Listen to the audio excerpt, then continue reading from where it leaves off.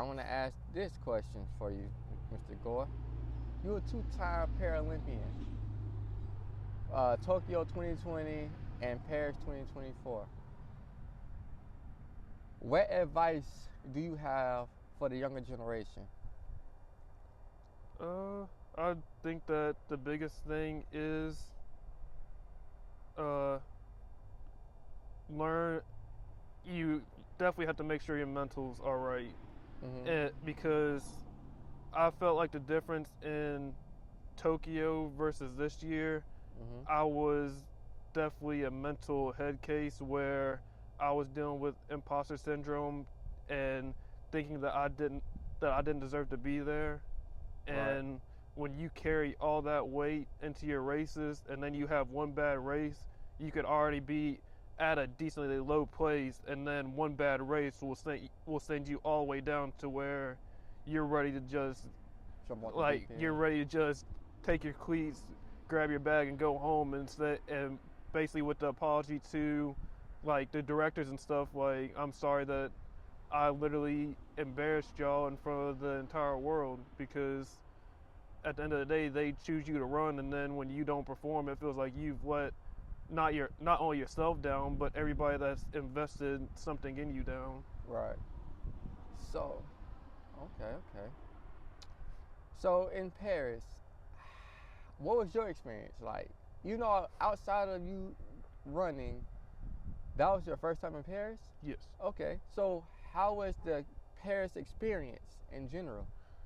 I would say that if you're focused on running, Tokyo was better in the sense that you didn't have all the distraction of being able to truly intermingle with all the different countries and have all the different activities and stuff in the village like Paris had. Like if you really wanted to just go in on a business mindset and run, Tokyo was better. Mm-hmm. If you want the true like Olympic experience where they showcase everything that they have to offer, Paris is everything that you need. Because Right. like sometimes like when you see a crowd, if you haven't been a crowd where a stadium is maxed out, Right. then the nerves and stuff can get a hold of you. But in Tokyo, where there was nobody in the stands, it was just okay, like let me just line up, listen for the gun, and go. Okay. So how was that being in a crowd with 20 to 60,000 people, full capacity? The way I hear different people say different things. So how was that experience with you to be with between 20 to 60,000 people inside the stands, rocking and going? How is that truly in words for us back at home who didn't get a chance to go? It's crazy because when you're outside on the warm up track Mm-hmm. and you're literally warming up and you're wearing quote unquote noise canceling headphones, and you can still hear the crowd roaring throughout the entire stadium when someone might break a record or someone might win something, or when you're getting your medal and stuff and the crowd is cheering, like it was absolutely like mind blowing in that sense. Okay. Like So it gives you the energy to be. like I'm ready to Yeah, go. I'm ready to go now. it Like gives you that energy, like if you definitely come in with the right mindset. okay. So now what is your goal for the next couple of years? You're older, so you, what, 30 years old now. Mhm. So, what is your plans for running? Definitely want to set myself up to do really well for worlds and obviously LA 28.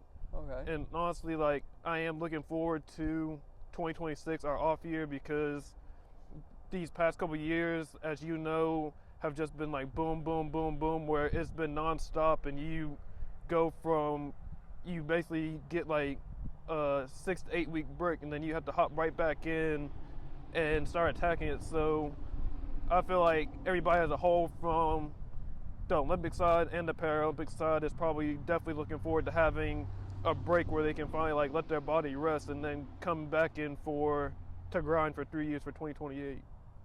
Okay. That's good. So, I want to touch back on your college career. What's some of the things that you've done in your college career?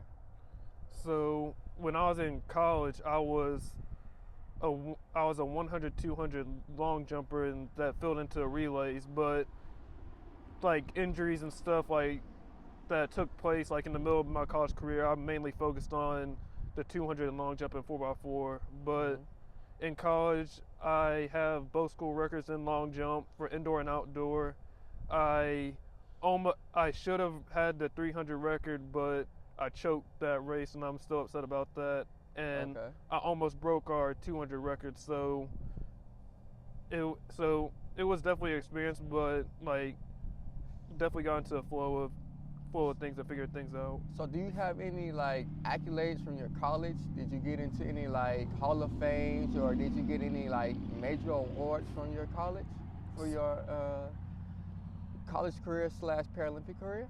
So I was always like all conference when it came to long jump, and yeah, 3 years in a row I was all conference in long jump, and then like I said, I had the school record in the long jump for both indoor and outdoor, and I was a 200-meter champion my senior year in college, and ultimately got high point or MVP of our college championships my senior year, and I was the first one at my school to do it in our new conference.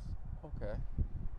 So when it comes to the Paralympic world, what is your accolades in that?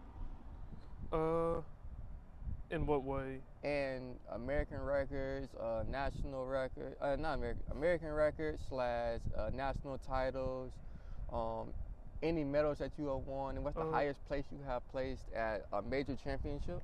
The highest that I placed in a championship was in the 200 in Tokyo. I placed 4th in the Paralympics there. I placed 7th in the 100, and then I actually won trials in the 200. Like leading up to Tokyo. Okay. So outside of any so your Paralympian games, I know you went to a Paralympian games last year. How did you do there? Did you get any medals from there? I got silver in the 100, and that 200 was one of the races that I'm definitely not proud of. It felt like it was one of those embarrassing races, but I was glad to come back in the 100 and do what I should have done in the 200. Okay. Well, thanks, folks, for tuning in to this week's episode of Monday Talks with Marshall with our special guest, Jonathan Gore. And remember, the videos we posted on Sunday on YouTube and Monday on Instagram, Facebook, and TikTok. Thank you all.